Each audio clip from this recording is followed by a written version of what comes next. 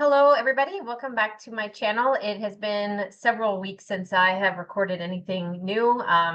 Sorry, the fan is on. It's blowing my hair in my face. I was recovering from a really terrible flu or whatever it was that I had, and so it took me out. And now I'm back, and so I am honored to have Laura on my channel today. This is the first time her and I are speaking, and I have been following you for a while. We're in the same community. I love almost everything that you've ever said. I'm like, yes, I agree. And that's rare sometimes because it's just hard to find someone you really connect with. So I reached out recently and I said, Laura, we got to connect. I want to have you on my channel. And here we are today. So I'm so honored to have you. Thank you so much for coming on today. Thank you. And it's such a pleasure to meet you too, by the way, in virtual person. Yeah, exactly. Yes. This is Oh man. fantastic. Thank you. Yeah, well, so for those people that are on my channel that may not know who you are, can you give everyone a little bit of a background on what it is that you do and kind of how you got started with the paranormal, spiritual, and esoteric part of your journey? Well, I used to be a normal person. I was a middle school math and Spanish teacher for years. And long story short, raised three kids, middle class, Americana, Southern San Diego family, and the paranormal hells literally rolled through my house, and I'm like, what the heck? I didn't know what I didn't know. Um, I'd never, to this day, actually, I still have never touched a tarot card, or I just didn't dabble. I'm just doing my normal stuff. But as a child, I was pretty psychic, and my parents were like, don't be weird, just kind of let it go, which is, I think, normal for back then, right? Yeah. And they did the best they could. It's not a criticism. But then one day, one of my children was like, they could see everything. She could see through walls and doors. There were all these entities roaming around the house. And I'm like, my husband were like, what the heck? What do we do? And it wasn't cool. It wasn't fun. And it wasn't exciting. I don't call these gifts, I call them abilities. They're learned and earned because you can return a gift, right? You can throw a gift away if you really don't like it. And I would have thrown this gift away many times over if I could have. And that's kind of how I got started. I mean, and 20 years ago, we didn't talk about these things as much. The internet wasn't what it was. And I'm trying to figure this out. And it's a very lonely place to be also because I can't share this with anybody outside of our immediate family because I'm a school teacher. I know that if my daughter starts talking about the three-headed crocodile roaming around the house, I'm going to get a call from Child Protective Services saying, we need to go see what your daughter, so take your kid to a psychiatrist, right? Mm-hmm. But I knew this three-headed crocodile was real because the animals would react to it. I later figured out that it was a reptilian shapeshifter that lived in our house.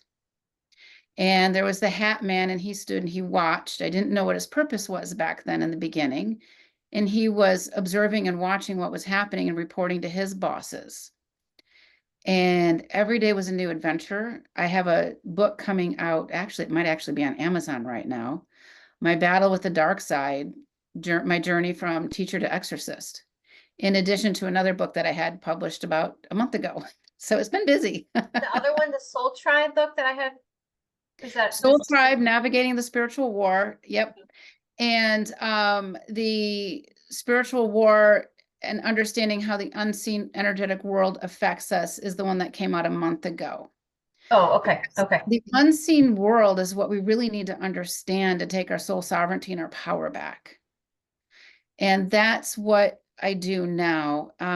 In those early days, I would get so angry with God. Why are you doing this to my family, right?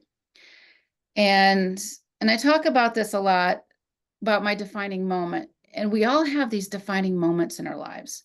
We remember, for example, where we were when 9/11 hit or whatever that is. My biggest defining moment was when my then 6-year-old daughter comes racing down the hall in the middle of the night and just jumps into bed with us and grabs me and says, Mommy, the shadow men are in my room and they said they're going to steal my soul to break you. Oh, God. I just got chills. I, what do you do? What do you say? And I'm holding her so tightly that I can feel her heart thumping on me, right? That's not 6-year-old language. 6-year-olds don't speak like that. And so I knew it was real. I knew it was true. And I know she doesn't lie to me. I didn't sleep for years. How do you protect your child from something that you can't see? It's hard enough to protect your child from those elements we can see. If it's a pedophile priest, if it's creeper in a white van that's selling ice cream, all this stuff, right? But what do you do when you're under assault in this world that most people can't see, let alone understand? How do you keep your sanity? How do you stay safe? I didn't sleep for years. She either slept in our bed or I slept with her in her bed for a long, long, long time. And I didn't know what I didn't know. I tried everything. I mean, I'm sort of dialing like 1-800, psychics are us, to any shaman, any spiritual practitioner, any religious clergy. We were seeking answers everywhere we could find. And as angry as I was with God at that time, I'm on the other side of it now. And I realized that was my training ground to do what I do today. Absolutely. And it was awful. It went on for close to a decade. Every day was a new crazy thing that my imagination wasn't that good. Let's put it that way. But because of those experiences, I now spend most of my time helping people deal with the dark underbelly of the spiritual realms. And it's not for the faint of heart. It's not anything anybody should be dabbling with. But this is what I do now full time.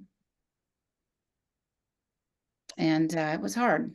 Oh, Laura, God bless you. You are an angel on earth because of the work that you do. And I truly honor souls like you because what you said speaks so true to my heart based on experiences that I had, the tumultuous years that my daughter, still to this day, she was tortured from the ages of 2 till about 9.5. She's only 10 now, so it's really starting to stop now because I think she finally gets it and is stepping into her power.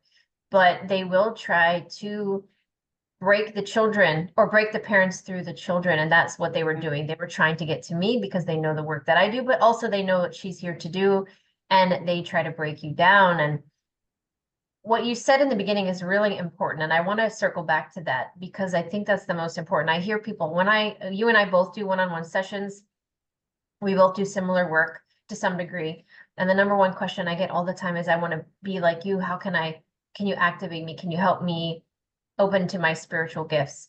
And I always tell people, we got to be careful what we ask for, because I think people don't realize that how crazy it can be when the veil gets so thin that you're able to see interdimensionally. People don't realize, I'm just going to say it, the scary things that are around us all the time that we're not aware of. And if people even had a fraction of an idea of what the Pandora's box looks like when you open it, it's like, yeah, you want the good gifts, but then you got to see all the other stuff too. And that's why I don't like watching paranormal movies. I'm really against scary movies. And I know they do that to Me put too. those visions in your mind. And they've always terrorized me. And I know because I know it's real. And I know that's a lot of it is based on real things, real ideas, real events. And I won't watch them. So And my long-winded point here is that since I was a little girl, I was scared. I always saw witches. That was the weird thing. I've never actually talked about this publicly. When I interesting. was about 4, around the age of 4, after my kidnapping, I started to have a fear of witches. And I would always like wonder what is it about witches? And they would always be in nature, and I would feel them like in the trees or off to the distance watching me. And I was always confused, like, why don't the other kids see those witches over there? And then I would say to myself at home, because I wouldn't tell anybody, like, tomorrow, make sure you don't go to that section of the playground at school because that's where the witches are. And I'm like, I know now, but at the Right. time, like, I thought I was insane. And so I've always had what I refer to as a healthy respect and fear of that dimension, of the other dimensions, of the demonic The entities. lower I've had a realms. lot of experience. I've had a lot of negative experiences throughout my life. So as a professional today, and I made a pact with God years ago, and I said, if I'm going to do this work, we have to have an agreement. And I was very stern, and I was very specific, and I was stood in my power. I said, I will not work with the dark side. Please bring me clients that are awake enough that they're ready to heal and they're ready to receive the information that I am going to bring to them for their highest good. But I will not and refuse to work with the dark entities, dark beings. I don't want that. I don't want that activation. And to this day, Laura, I believe that the universe has respected that. Now I get attacked regularly, psychically, and I know it, and I can feel it, and I have my tools and things that work. And then once in a while, I need some help from people like yourself. And I'm like, oh, I'm being attacked again. Can you help me? But why I admire you so much, Laura, and why I want to highlight what you do today is, and why I just love having you on this planet is because you are here to be that person that says, I am not afraid. And I'm okay saying I'm afraid, but I have a healthy fear. It's like I'm not Yeah. afraid so that I know they're not going to come in. I'm not inviting them in through fear, but I have this boundary that I place up.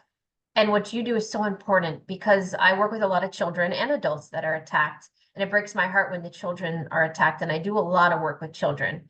This isn't about me, this is about you. I want to talk about your work with the paranormal and how you were able to clear people and not get attacked, and like how you've navigated through that in a place of power and integrity, so that you're like, I'm not afraid. I've got this, because that's a rarity, and I admire you so much that you have that capability. Yeah.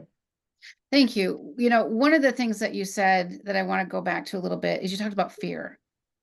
Fear in small doses keeps us safe, right? Mhm. Fear in large doses is paralyzing. It was my first big lesson on fear. And that was that same night, not give my daughter my fears. And I had to hold everything inside of me and pretend that I could help her, right? And I say pretend because I didn't know what I didn't know. And all of those efforts have led me to where I'm at today. And this, I think this is true for everybody. We can look at our life's path, our history. What did we learn and how does it apply today? What did I learn 20 years ago? How does it apply today? I used to be a public school teacher. I have a master's in Spanish and education. And, you know, how does this apply today? Well, I'm teaching all the time now. And so when it comes to cleaning and clearing people of these entities, everybody's a little bit different in the sense of what their need is or where the soul fractures are or how to heal. It's not one size fits all, but there's a lot of similarities. And I have the ability, and most people reach out to me because they're having these serious attacks. Sometimes they know what it is, sometimes they don't know what it is. If I get the impression they're not sure what it is, or they're not that awake to understand they've got a reptilian egg nest underneath their house, I can't tell them that because they're not ready for it, right? Mhm. Yeah. But what I can do is I can clear it. So I've been blessed along the way of learning all of these tools. I call, you know, we got to grow our spiritual tool belt. We have to pack it up, or, you know, we could say, you know, make sure we got our 9 wood and all of our golf clubs in the bag. I don't know. So, but all of these tools are applicable, and some days we may use them, some days we may not. But there's some basic ones, and I talk about it in my first book, Soul Tribe: Navigating the Spiritual War. The first thing we need to understand, and I do this every single time to this day, I never trust whom or what I'm speaking with is who they say they are. Yeah. Yes. Because shapeshifters exist in all dimensions, right? The Yes. pedophile priest is a shapeshifter in a human form. Hmm. A reptilian can pretend to be Archangel Michael. And Yes. we can go on and on and on. And this is where people get themselves in trouble, not intentionally. They think they're doing a good thing. And a lot of times we've been taught not to question these spiritual elements. Who taught us not to question the spiritual elements? Definitely not the light side, right? Right. Again, these imposter beings. So I always vet whom or what I'm working with every client. I take at least 30 minutes in between clients to make sure I'm clean and clear. There's no residue. I didn't miss anything because I don't want to infect you with something else. It's like going to the urgent care clinic for a broken leg and you come out with, a cold, right? Right. Same concept. So we want to be sure clean and Okay. clear. And whenever you work with any spiritual practitioner, ask them, how do they clear themselves? And if you don't like their answer, you don't owe them anything. This is about your soul health. I'm not everybody's cup of tea, and that's okay. Um, so that's the first thing we do. And to vet them, there's a lot of ways to do it. And we have to understand that when we see spiritually, we see with all of these senses. We see with our third eye. We see with our emotions. We can hear things in the ethers. So everybody's different. And I have an ability. So you and I are working together to see what is affecting you. Mhm. It's a kind of a process. And I used to take notes. So when I start asking questions, and as I'm asking you questions, I start to see through your eyes. And now we're in sync and I can start asking, well, what is over here? What do you feel about this? Da, da, da, da. And there's no wrong answers. And I always tell my clients, if you and I get a different answer, don't assume I'm right. We're going Mhm. to work through the problem together. Yeah. Nobody's ever 100% right. And as we're doing this, there's several layers of clearing. The first thing we always do is we always cross over any souls that may be stuck between literally heaven and earth. Recycling is not going to save the planet, but crossing over the dead sure is going to help. Mhm. The dark entities feed off of ghost energy. We have so many pre-programmed beliefs about ghosts. They had unfinished business to do. And a ghost is a soul who's not gone home. Right. It's residing in the fourth dimension with these demons, basically. Right. Unfinished business, died too young, they were a jerk, they deserved to, hang out in hell, that kind of thing. So we have to rethink that. It's not up to the humans to judge where a soul should be and why. Just cross them over, because when we do that, the dark side no longer has access to that soul energy. It's a form of loosh. Right. Yeah, And absolutely. that's how I start out. But then cleaning and clearing, a lot of times, and especially nowadays, these nefarious entities, you can call them aliens, whatever you want, they're everywhere. We need to start acknowledging their existence because knowledge is power. We don't have to feed into it. But when I am removing, let's say, a bunch of reptilians or maybe grays or whatever it is, I put them in a containment field. I have a special way I do this. It's all about safety, your safety and my safety. Mhm. And I quiz them. And on my YouTube channel, I have a few episodes where I'm quizzing these little buggers. I want to know how they operate. I want to know why they're with my client. I want to know how many lifetimes they've been with my client. Have they had access to my client's family DNA? I mean, I go on and on and on, and I'm ruthless. They, I have had several clients tell me that dark side says, oh, they have a school on you. They study you. I'm like, yep, I know. Yeah. Let them. Yeah. Right. Well, I mean, that's who you are is significant. The soul of Laura came in to do this work. It's no question. So of course they know who you are, and of course they're studying you, and and you're a master, like you said, you went to masters of Spanish and other things, and teaching English and middle school kids. Yeah. On another domain, you're a master, like demon slayer and Well, interrogation and getting them to go away. You want to hear the most ironic funny thing? My married last name is Div Band, right? mhm. And my husband's family is Persian, and it means demon slayer. That's what it Oh, translates, interesting. right? And I'm like, that's funny. Like, I see myself as the opposite. Like, I just feel like I'm this light being that just tries to help people heal. And like, I don't Yeah, feel like that warrior that's out there fighting the demons at all. well, But it's but like, when you help your clients heal, you're denying the demons access. right, Yeah, right? So it's like yes, a it is a different form of way. slaying demons. It is. Absolutely it It is. is. Yeah, but then my husband, I know he's a demon slayer in the astral. Like he's out there, like literally for me, he wakes up with bruises and I'm like, Mhm. oh, you were fighting again. So like I know, we're together for a reason. We just do different things. But when you do your work, do you ever come across any, well, before I say that, I agree 100% that a lot right now, more than ever before, I think, because of the where we are in this trajectory of the spiritual war that we're in this ascension and how we're evolving and growing, those dark entities do not want humanity to prevail. They don't want us to, we are sovereign beings. They're just tricking us into believing that we're not. And they trick us by us bypassing our free will by giving consent inadvertently many times. It's a lot of it is just trickery.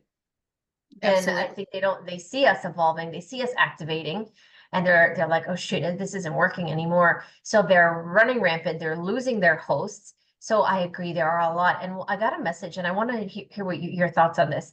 Years ago, I mean, I think this might have been 3 years ago. I was teaching. I've always been a teacher, so I was teaching, how to use pendulums and how to connect with your guides and all these things. And the number one question always I get in a client session is, who are my guides? How do I communicate with them? Right. So I'm like, obliging because I'm thinking, yeah, these are great tools. Well, I had a session with someone and they had an angelic choir. It was absolutely beautiful. And I got this very stern, but beautiful, powerful message.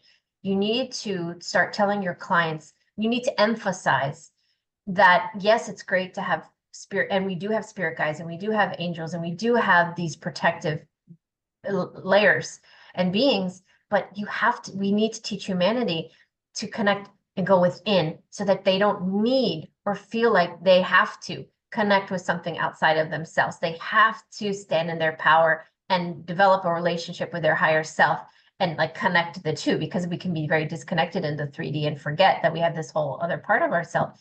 So what you're saying makes a lot of sense now in the current day, because if these trickster energies can shapeshift, of course they're going to present as Archangel Michael or whomever it is that you are trying to call out to, Yeah, whatever or beautiful your being. regular spirit guide is, right? Yeah. Whoever, it doesn't even matter. Of course they'll be right there. And then Right. who knows? And I've had many clients tell me that they're in a relationship with Archangel Michael, and I've heard it all. I'm sure you have too. And it saddens me because I have to, it's like they're being manipulated and they don't realize it. And most of them are the most beautiful souls. They're just People vulnerable. want to do the right thing, right? Yeah, They want to be good. They want to be of service. But when we're tricked and we're dealing with these, I'm going to call them contracts of omission or false contracts that are based on lies, we don't know what we don't know, which means they're a false contract and they can be absolved with thought. But it's really important to know that, if I'm vetting my team and I literally will pour salt on them or maybe frankincense oil on them, something that's high frequency. Sage isn't strong enough anymore. It I just don't isn't. recommend sage to anybody. No, I'm I glad don't you're either. saying that. I'm glad you're saying that because I tell people I don't use sage and they're like, but why? I was like, it's not strong enough. I'm so glad that you just said that. Yeah, it's say, and it's interesting. Back in the early days when I didn't know what I didn't know, I'm struggling. And, if you would have told me to go to the beach and pour molasses over myself and dance naked in the full moon, I would have done it. Okay. Right? Okay. Would have been a pretty sight, but I would have done it. Yeah. I was that desperate. And I had two friends who I could tell a little bit about what was going on. But it was still very little. And so one of them says, well, have you burned sage? And I'm like, no, where do you get sage? Right. And Mhm. this is how naive I was. And she's like, well, you just go to the store here and they sell bundles of sage and just, open up a window and just smudge your, windows and doors and you'll be fine. Okay, fine. I do that. Nothing, zilch, nada. She says, well, how did it go? And I'm like, no difference. She says, well, did you get white sage? And I'm like, what's the difference, right? White sage, Right. what? And so she's like, I just harvested a bunch. I'll bring over a dozen. Da, da, da, da. And so she comes over the next day, and I love my friend, by the way. My problem was bigger than this, though, and she just didn't know. And it's not a criticism on her. And so the next day she comes, and by the way, I haven't slept in months, right? Because I'm still sleeping with one eye open. I'm at the point now where 2 consecutive hours of sleep is a win, okay, for years. Wow. And she brings the sage over and she says, okay, they're really powerful. Just burn one at a time, but I brought you some extras. So I take my kids to school. My husband's off to work. And I'm like, okay, if one's powerful, 12 is going to be really powerful, right? You're right. So Logically. in my sleep deprived state, I get the largest silver mixing bowl I have. I dump them all in and I light them on fire. And it's like I have this chimney going through my dining room going whoosh, with this flame. I scorch the ceiling, the smoke detectors are going off. And then what happens when you set something on fire in metal, the metal gets really hot and you Yeah. drop it. Yeah. So I grabbed some hot pads, ran out the door and hosed it off, opened up all the windows and doors. And I'm thinking, oh, dear God, don't let the neighbors call the fire department because I've got smoke billowing out of my house and the smoke detectors are screaming everywhere. And you know what? It didn't solve my problem. Oh, I didn't know. It's not funny. I mean, it's funny now we're looking back, but at the time, I'm sure it was. At the time, I was like, and I had all these entities laughing at me on top of it because I can see them at this point. They're just laughing at me. They think this is funny. Yeah. And I just got in my then minivan. I just drove around aimlessly, just so defeated. It was one of my lowest points ever. So Yeah. sage, it doesn't work. Frankincense and myrrh. What was the Christ child gifted? Frankincense, gold, and myrrh. Mhm. And they're high frequency substances. The three magi did not give him sage, right? And so they're high frequency substances. These resins, the flower essences are pure. The resins are the lifeblood of that ancient tree. The flower is the pure life form of that ancient tree. So you can use these in our visualization practices to vet your team. It can be that simple, but these are spiritual practices. And if you can't see Archangel Michael standing here, which is more common than not, you need to start learning how to feel and sense where he's at to get used to his energetic field. Pour frankincense and salt on him. And if you feel like he's disappeared, don't think you weren't good enough. Think, I dodged a bullet Exactly. Yeah. and Yeah. try And it. what are your thoughts on Palo Santo? I'm sorry. No, I'm not Palo Santo. Kapal. I think it's better than sage and better than Palo Santo. I think copal is good. Okay, I because think, that's what I've used a lot in the past when I was clearing my house and my offices and things like that yeah. was that. And so the dark side likes to learn our patterns. Yes. And so I can use copal for this period of time, and maybe I switch it up and I use frankincense, and maybe I switch it up and go back to copal, or maybe I use both. So I'm always switching up my spiritual practices because what happens is if we get complacent and do the same thing over and over and over for years on end or months on end or whatever, they can learn how to punch through, create a crack in our foundation. I don't know the crack is there. They can punch through just for a moment and retreat, but they've created the crack, so now they can grow that crack bigger and bigger and bigger. So I always mix it up. They're quite sneaky and tricky. I mean, they're pretty smart. Let's just give them a little bit of And credit there. I they mean, they can read our minds. yeah, they know. And I love your idea because I never did just one thing. I always had a bunch of different things. And it's like you just try a bunch and sage is great. I don't want people to feel like they have to throw it away. Like I don't use sage, but it can be used for other things like ceremonial type Yes. of things, like to bless a house. You can bless your house or our Sausages and ancestors. ceremonies. Yeah, our Yeah, ancestors use it for a reason, yeah. but I was told 15, 20 years ago not to use sage because for the stuff that the reason I was using it for, or my intention behind it, because they're like, that's not going to do anything. And so these are helpful things to tell people because I believe there are a lot of newly awakened people all over the world every single day. There are people waking up. And I know that because I meet them and they're my clients and they'll say, Sherri, I woke up recently. I feel like I'm behind the curve, and they might be 70 years old. They might be 50. Of all ages. And I always tell them, hey, you woke up in divine timing. This was your time to wake up. There's no shame. There's no race. But they have a lot of questions. And a lot of the questions are, the spiritual practices and the spiritual hygiene is a big one. Okay, well, how do I know I'm doing it right? And what crystals should I use? And I always tell them, these are my recommendations, but you have to also experiment and try other things because, you know, it may not resonate with you. And we can't all use the same thing. And I like your what you're saying is to kind of, And you know, try if different things. everything worked, if this tool worked for everybody, we'd all be robots, right? We are all Yeah, different. true, true. We're all different. We all have our pluses and our minuses, and everything ebbs and flows. You know, we all learn. It's all about what is right for us. And I'll tell people, if it doesn't ring true for you, listen to yourself. Our intuition is our most profound psychic ability, period. It's not seeing dead people. What good does that do, right? Trust your intuition and learn how to trust your intuition. A Yeah, lot of us had it beaten out of us as children for the most part, right?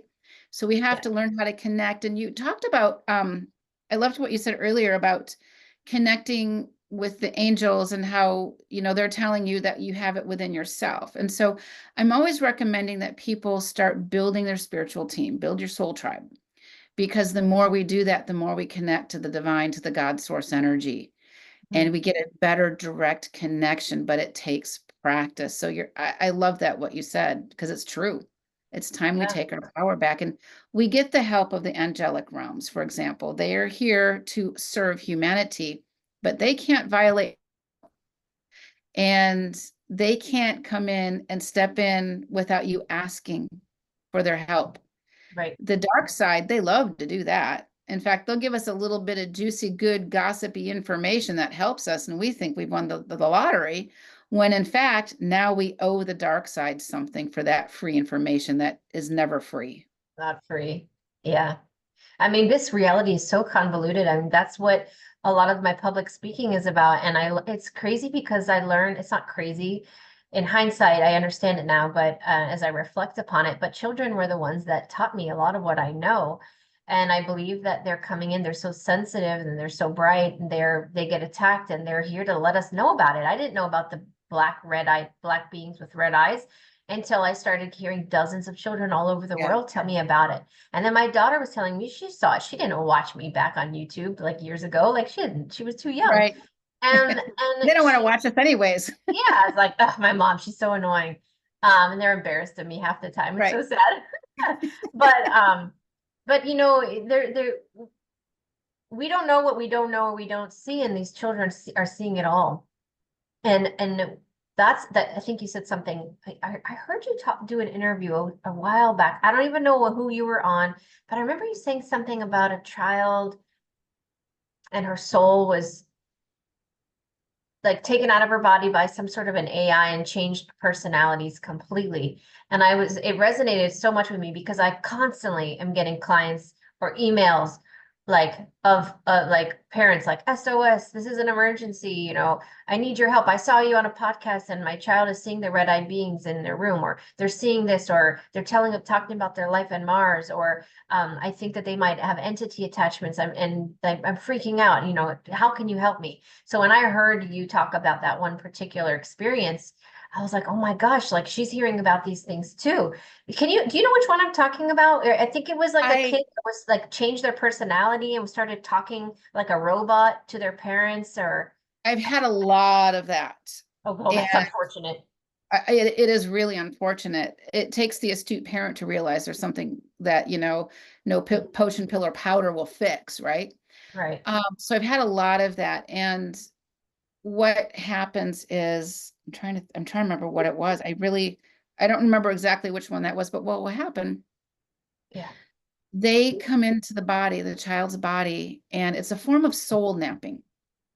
They'll take the child out. It's a form of possession. And the voice becomes electronic-y sounding and monotone. Mhm. Their eyes can become dark or colorless, and that's a big deal. And it's a form of soul retrieval that needs to happen. It needs to happen properly. A lot of times in an alien abduction, they'll put something in the body to animate the body while they have the soul on their ship or wherever it is. Mhm. and they're experimenting on that soul energy, or they're reprogramming that soul energy. All of it is not within the confines of spiritual law, period. Oh yeah. Um, but to remove those entities that are doing it, and usually it's grays for the most part. They are the abductors and experimenters. Not always, but most of the time. And they broker deals with the reptilians, and I call them Anunnakis, and no energy for Anunnaki. Mhm. This is like, those are the big guns of evil, basically. So we have to put that, restore that child's soul, bring it back into the body, heal it, and literally stick the whole body and soul into like an armor of God suit and keep working on the healing. Remove the entities that were violating that soul. And when I remove entities, I have my teams do it, and they take them back to God source energy. Because if we bind, bury, or cast away these entities, who's to say they're not going to come back and harm me again or someone else, right? Right. So have our teams send them back to God's source energy. Let the divine figure it out. The Bible Right. says in the house there's many mansions. Those are just not the fancy word for dimensions. Yep.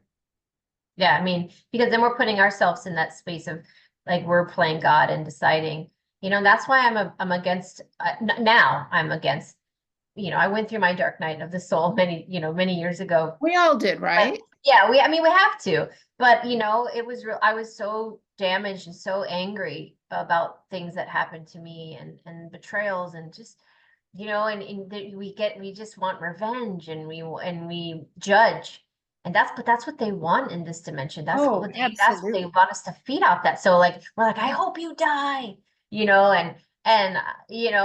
you and go to hell. That's the big one, right? Go to oh, hell. yeah, or exactly. And like we're casting our decision like as if we are the ones in control of where they go. And I'm like, you don't have. So I try to work with my clients on forgiveness. Maybe not forgive them for the act they did here as John, but you're forgiving the soul for a lot that you don't even know about. You don't know the trauma they went through, the fragmentation that they've been through. And that's a hard one for a lot of people to It accept. But is. I think we're getting more ready for it. Are you seeing that with your clients? Like they're You know what? I am. more And I have this phrase that I use a lot. Please, if it resonates with anybody out there, forgiveness is not forgetness. Mhm. Those are two different concepts, right? When I have the ability to forgive, I can free myself. But at the same time, there's no timeline for forgiveness. Yeah. It depends on the individual person. And we don't know what the tango was between lifetime after lifetime, or even lives between these two people or instances. And so they're all lessons that we can learn. It'd be great not to have to go through those struggles to get to the other side of it, but sometimes we do. I can't tell you how many times I've been hit over the head by the cosmic 2x4. Let's face it. Yes. Me too. Me Like, too. what? Oh, dang it. I did that Yeah. again. Okay. Yeah. And he creatures of habit. So sometimes we just got to get pushed out of that loop, so that Yes. we recognize it, right? Yes, absolutely. I was forced out of teaching. I thought I would be a retired school teacher by now with a pension hanging out in San Diego, right? I was forced out of teaching because when all this stuff went down, I had to stop teaching to figure out how to save my family's soul. Well, that was part of your path, your life path to really Right. focus and hone And in on that. Can we actually go back to that? Like, because yeah, I realized that I can hear people talking while watching this video, and we haven't even put it out there yet. I know they're saying, wait, can you guys go back and talk about like how can we protect our kids, or like can we circle back to the elephant in the room? So, and that actually ties into how you helped your family. I have my methods, but I would love to highlight your thoughts today, because this is why I want you on here I invited you on here to share your thoughts, your protocols. What are some ways that we can help our children so like they as best we can, so that they aren't possessed, or I mean there are a lot of ways, but I want to hear yours, and then maybe that might tie into, maybe you can circle back to what you did to help your family and how you navigated through all of that. well, what I realize now that I didn't know then was the dark side saw a potential future that I never knew could possibly exist. And they got greedy, right? They went after my kid. And that was the game changer for me. So I've learned a lot. There's always room for growth. And I love the fact that we're exchanging information. How many parents out there whose children have night terrors or sleep paralysis, they take them to the doctor and the doctor says, oh, that's just normal. Yeah. Okay, newsflash, it is not normal for your child to be terrorized, period, right? Yeah. What is going on is the question. So what can I do to shore up my child's sleeping space, my home, everything? One is we have to learn how to raise our base frequencies. And when we do this, there's many ways to do it. But when I'm talking about raising frequency, there's many ways, but the more we can raise the frequency, when we get hit, we don't fall down so hard. That's the goal of raising frequencies. I just recently, when someone was asked about that, and I'm like, well, if I punch you in the face, your frequency is going to go down, period, right? So just know that we have to raise the base frequency through essential oils, through Mozart music or anything like that, whatever works for you. There's everything all over the internet on it. But here's a couple of tips. Green light at night, a green night light. Green The light. frequency of green at night can create a barrier for the dark side. It makes it harder for them to gain access to your space with the frequency of green at night. That's a really good start. If that works, keep it going. You can go to Okay, your quick question on that, Laura.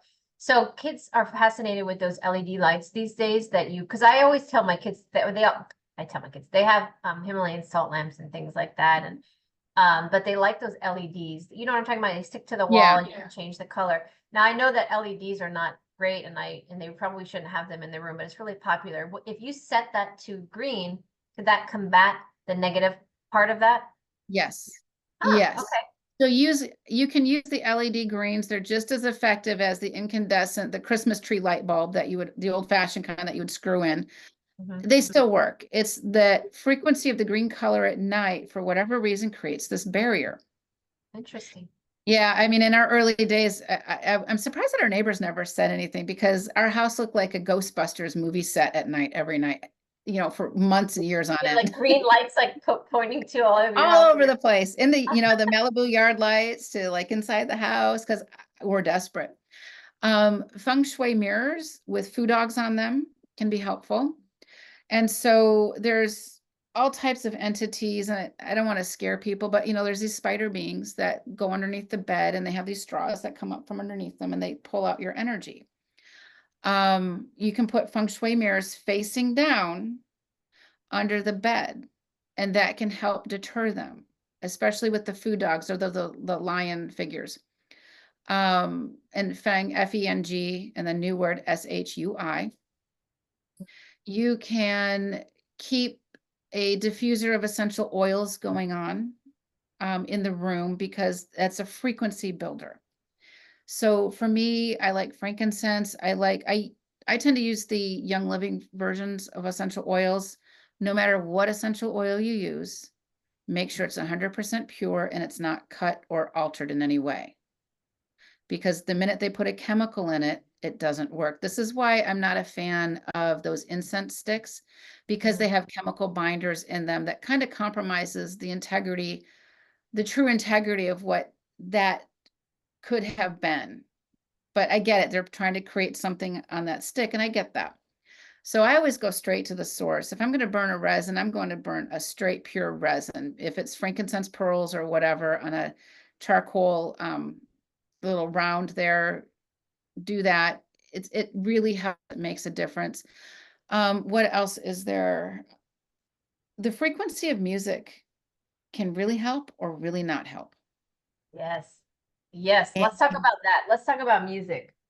This is I don't, important right now, especially with kids, and they're targeting the kids on they purpose are. through the music. Tell us your thoughts. So music is frequency, music is math.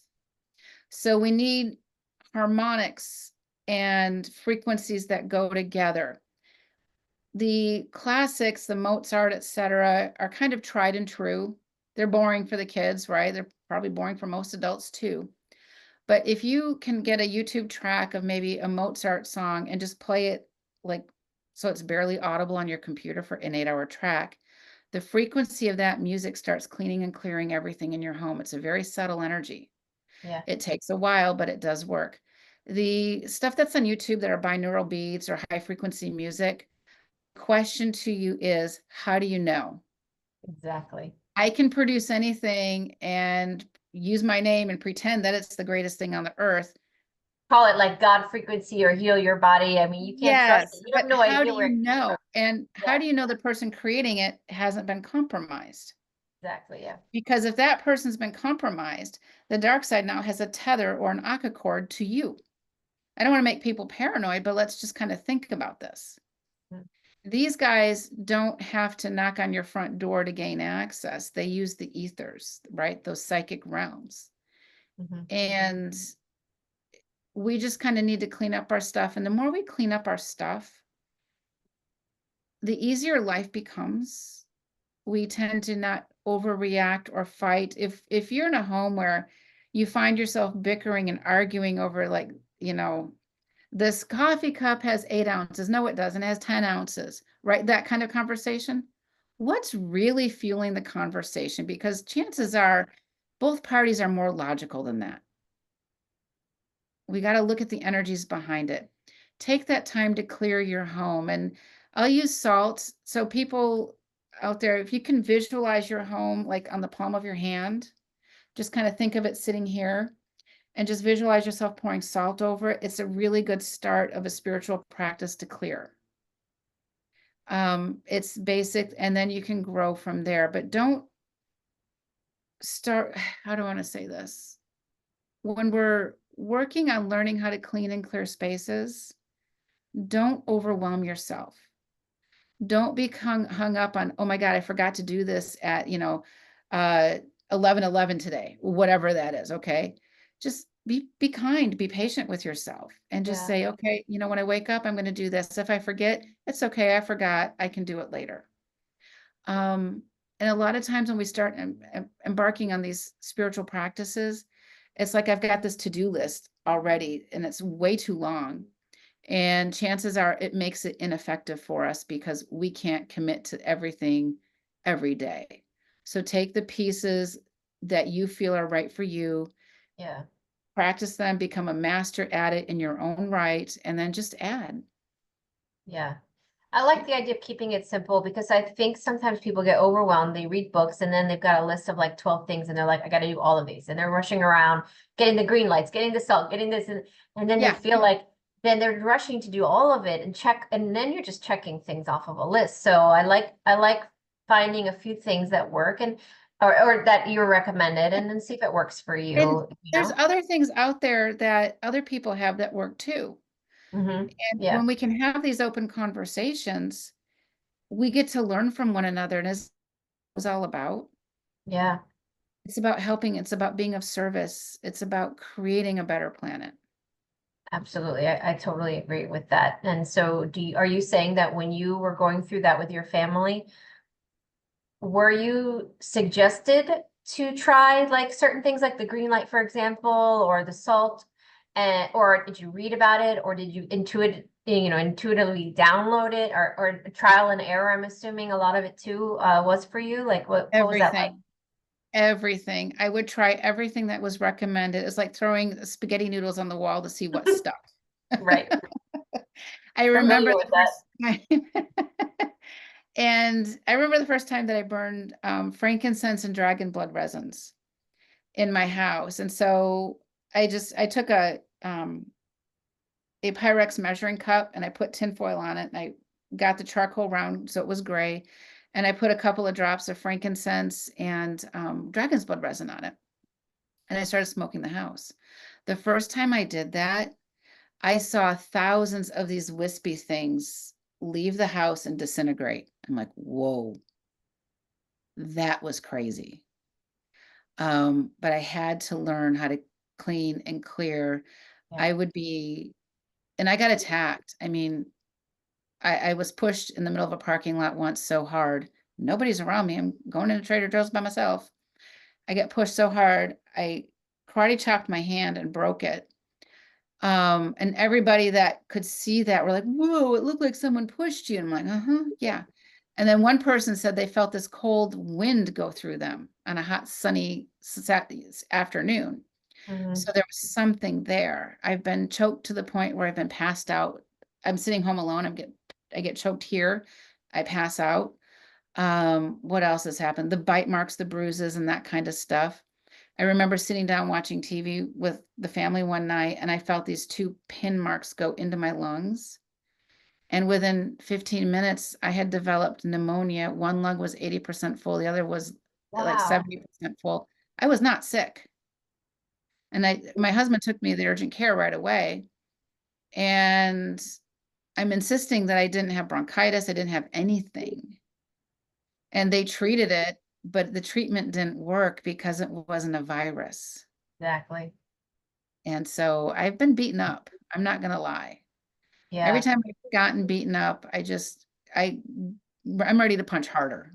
Exactly. Yeah, you use that as this competitive side of you, like you're not going to win, and it makes you stronger, and that's what makes you such a beautiful, powerful healer and clearer, and all the things that you do is amazing.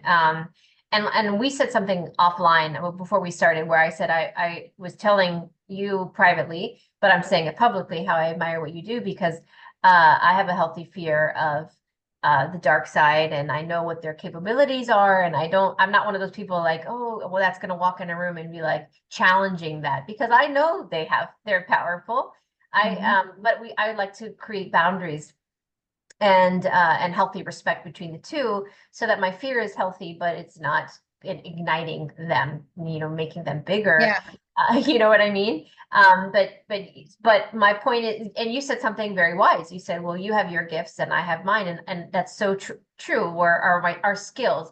I'm here to do something very specific, and you're here to do what you do, and we need both.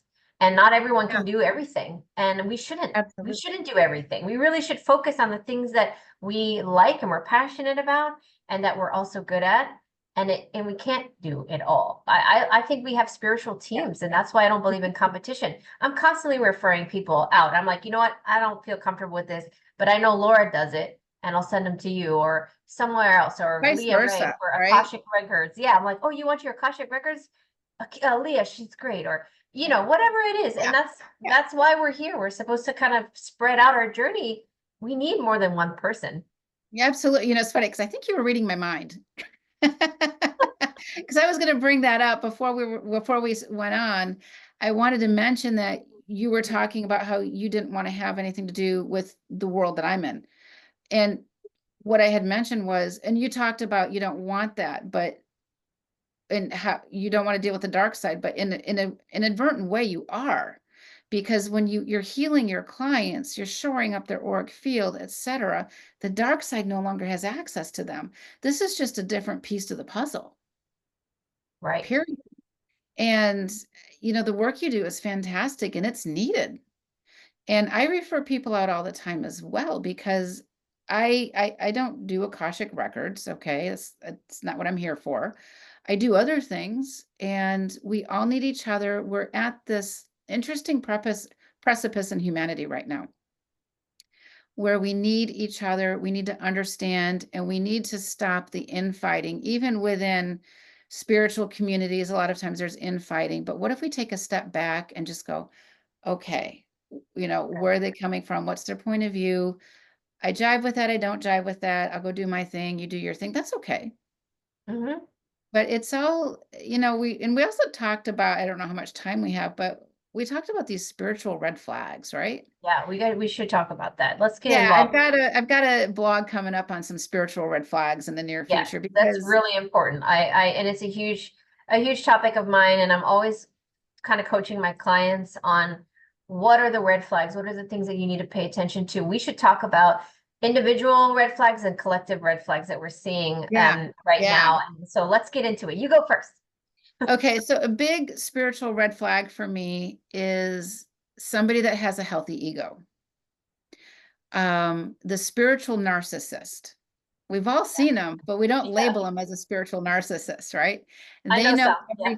yeah, they know everything and they know what's good for you. Oh yeah. Yeah. Yep. And what's one of yours? Well, let's expand on that for a second Okay. because I think that's bigger issue than we realize. There are a lot. The spiritual community is exploding as it should. Right now, we're activating, we're awakening. But like I said in the earlier, we get the ones that are newly activated, and they're switching from the news networks and the mainstream and they're looking into YouTube podcasts and they're kind of going from one to the other and they're trying to find their tribe and their community. And I think the dark side knows that.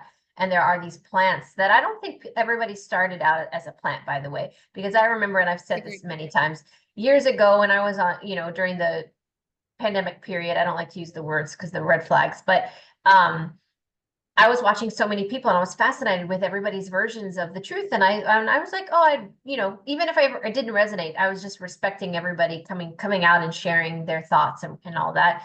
And then slowly over time, you saw these same people that you respected for years at that point, changing and their story and their narrative is changing. And then suddenly they were getting popular and they were getting money. And I'm like, they're not speaking from integrity anymore. And their egos just, what happened to these people? And it really made me feel like what's happening to this movement is being sabotaged. And people are either being placed as plants knowingly, meaning they're a part of it, and they build up people's trust, and then they slowly start to like insert little inverted truths here and there. And people don't even realize it until they're completely like brainwashed from these people. And then others, I think, started out pure with pure intent, and then were just hijacked. And that is a big thing Yes. right now. So how can people I'd love to get your thoughts on what are ways people can really use discernment right now and be careful of who they're watching and what they're saying and like what are some tools and tips of that spiritual narcissist that it might be trying to steal your consciousness in some way or your attention in some way. What are some tips you have for people? Um, Ego is the biggest factor, as that's kind of a blanket statement there. A lot of people tend to, we need to question, Mhm. okay, what Sherri just said rings true for me, but now, okay, it rings true for me, but I got to ask myself, why? Why is what Sherri just said, why does that ring true for me? I need the tangibles. I'm all about bringing in a logic trail. Mhm. It's part of the science teacher in me. I have also, a science degree also. I used to Yes. teach science, although I got shortchanged. The only science I ever got to teach was 1 week a year, and it was sex ed at middle school. Yay. I'm glad I'm not doing that now because that's a whole different beast.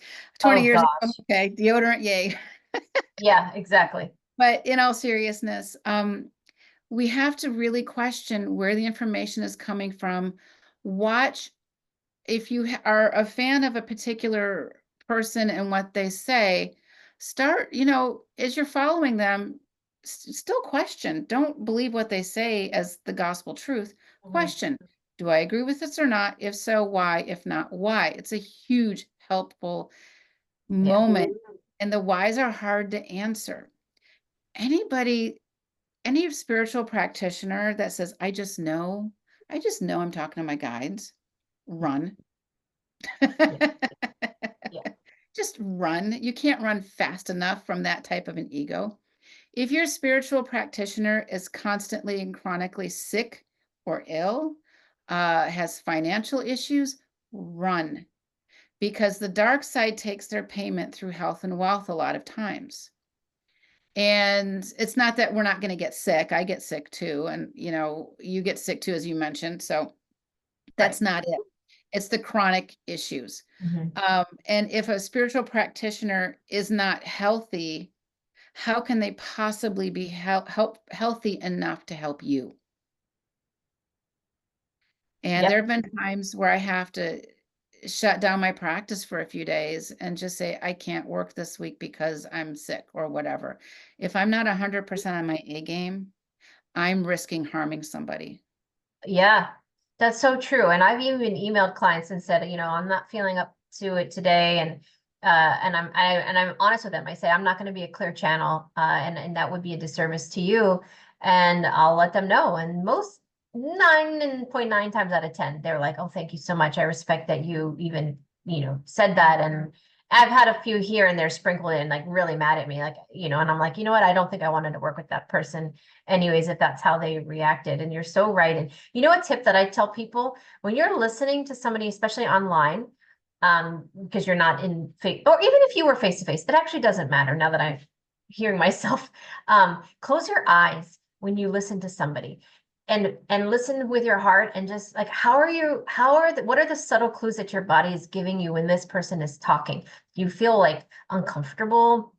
Does your heart start racing? The things that you would notice if you're like mesmerized by the look, because some of these people will put spells out and Yes. make people like fall in love with them in that weird sort of way, not like romantic love, or in some cases, yeah, if they're really beautiful or really good looking or They whatever, maybe.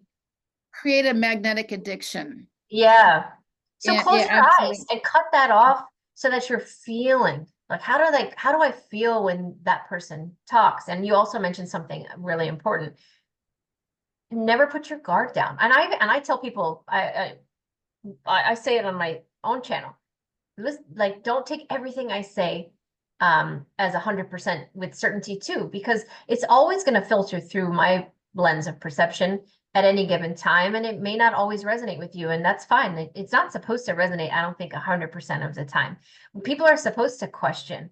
So these are all really, really good points that I think we're bringing up that might help people, especially navigate through the collective craziness and chaos that they're trying to create over the next couple of months, with the obvious thing coming, which I don't want to say, but I know. what are other ways that you like, what are some other red flags that you've seen? We've mentioned a bunch of really good ones. What are some other ones? You're working, or let's say you're speaking with somebody and they feel they exude a sort of superiorness, like, oh, I know more about you and about the spiritual stuff or whatever. It's just an ego going on. And one of my best teachers, and I can't believe I'm going to say this on air, um, was somebody who I thought was a mentor for a couple years. Okay, she helped me through the worst of the worst. But what happened was I started coming into my own.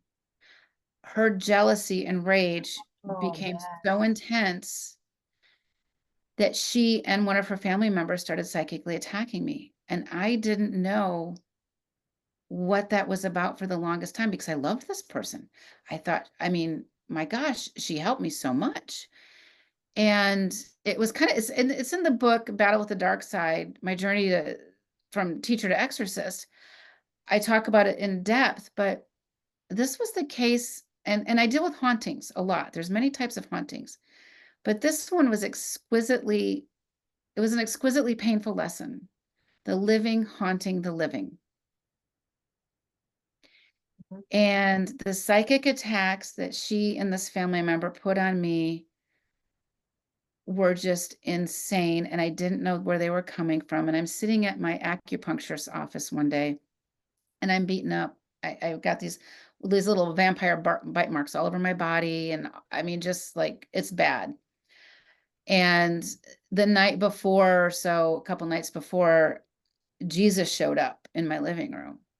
And he starts telling me how I'm an awful person and how he's going to kill me and eradicate my soul, kind of thing. I'm like, what the hell? And then I looked at him with a discerning eye from a different point of view light. It wasn't Jesus at all. It was like my mentor's relative. Like, whoa.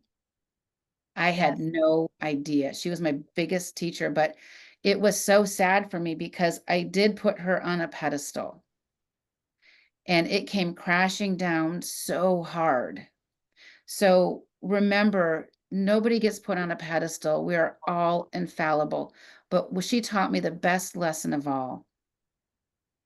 Don't take myself too seriously, and I don't know everything. Oh my gosh, I think you and I are going to be great friends. I love everything. You just said something so important, and I learned the hard way too. I've been hurt so many times throughout my life, and I've always had mentors that got me to a certain point, but then there was resistance once they felt in their mind, Yeah. in their convolution, that I was getting better than them, which I don't like, that doesn't even, like, you can't even It shouldn't be quantify. a thing, You can't even right? quantify that. Like, how can you No. quantify who's better? Or it never made sense to me. But that is so true. If you're being mentored by somebody and there's resistance at some point where there's a jealousy that forms when they feel or perceive that you're outgrowing them, that's a problem. It's a huge one. I'm so glad that you brought that up. And you shouldn't take yourself that serious. And I'm the first to always say, I don't know. Let me, and then that's Yeah. when I'm like, you know what, let I'm me good at refer screwing you up. out. Yeah, I'm like, yeah, I'm gonna refer you to Laura because she probably knows more about those things than I do or whatever. And that's the best example you can give to your kids, just on a side note. I'm the first to tell my children, mom doesn't know. Because no one Right. wants to be around a know-it-all, because I'm like, that's way too much from ego. And you don't want your mentor to be in that space of ego, because then they thrive in power.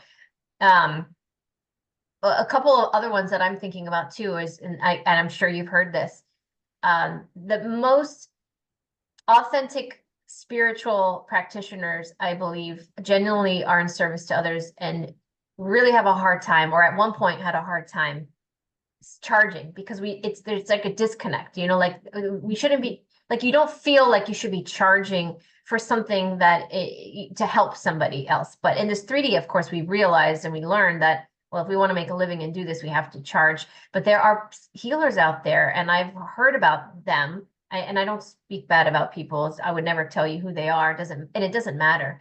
There are Mhm. many of them where they're like, if you work with me, I can heal you. They make promises and they say, oh, but you need to buy all of these things and spend $1,200 with me, Nope. and it's astronomical amount of money, and they make it seem like they can do it, and it costs it all. I literally had a client recently, and I've been working with this guy for years. So I was like, I'm not going to say his name, but how did this person get you? He paid, I think it was something like $8,000, Yeah. because he was told by this other healer person that he was going to help get his memories in the secret space program and all of this stuff. And 9 months went by, and he talked to him 3 times, and the guy's not even getting back to him. And then he reached out to me, and he's like, I think I made a mistake, Sherri, because we've been talking for years. And I'm like, oh my gosh. So how, like, oh, it makes me so Yes. angry that people are taken advantage of like that.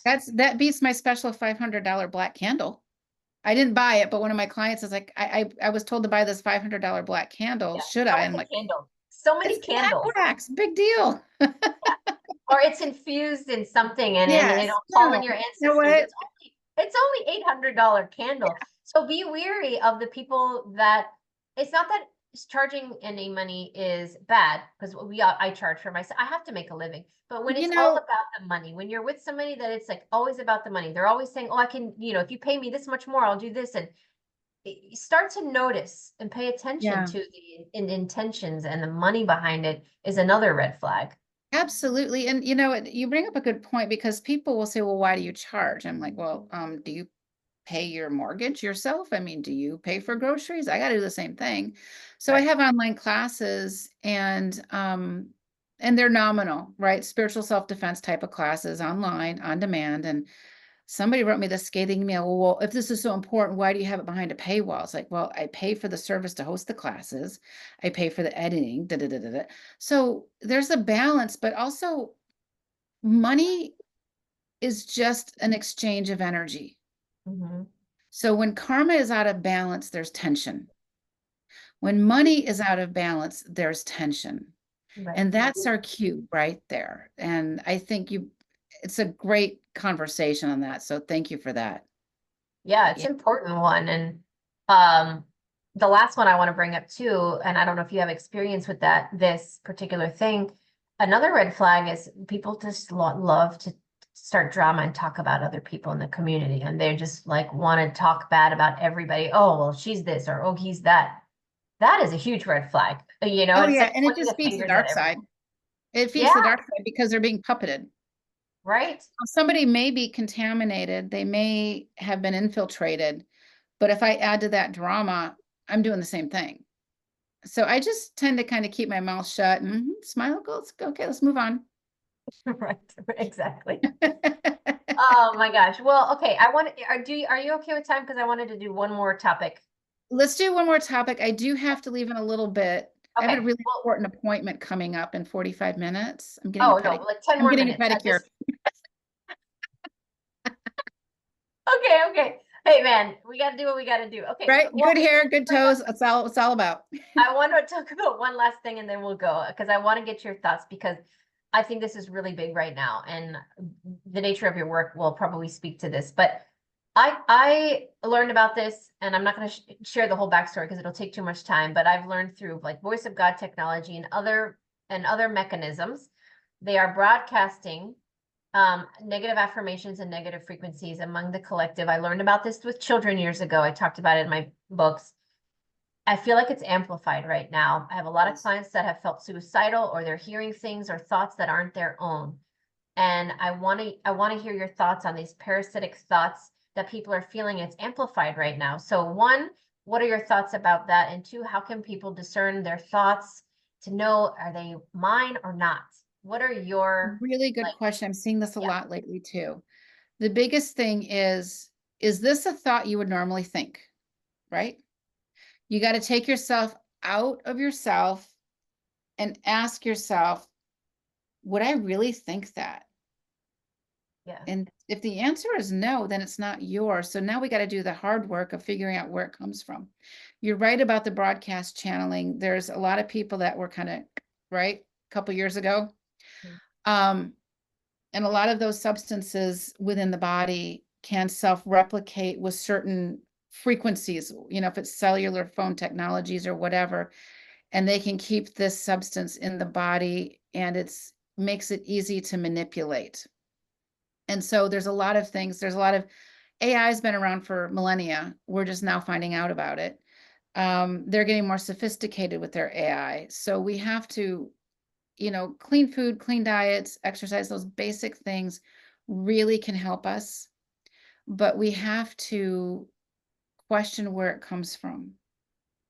And that's a big deal, especially if you have a child who's having these thoughts. So how do I help my child? And I don't work with children directly based on the nature of my work. So I'll work with the parent.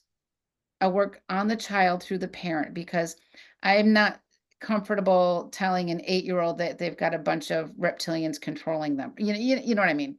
right, right. So the parent I can work through, and that's just as effective. But we have to clean up the body. And I do a lot of spiritual healing work also. And knock on wood, I've had some good successes, which I'm grateful for. I mean, I had one woman who, it's like, oh, I went to my doctor for a pre-op for cataract surgery, Laura, and he says they're gone. He's like, what did you do? And she's like, I don't know what to say. So I said, I got acupuncture. I mean, the body wants to be healed is where I'm going with this. So when it comes to this unseen energetic world, and that's what that one book is about, the spiritual war and understanding the unseen energies, I talk about implants and psychic entities and auric field, a bunch of different stuff.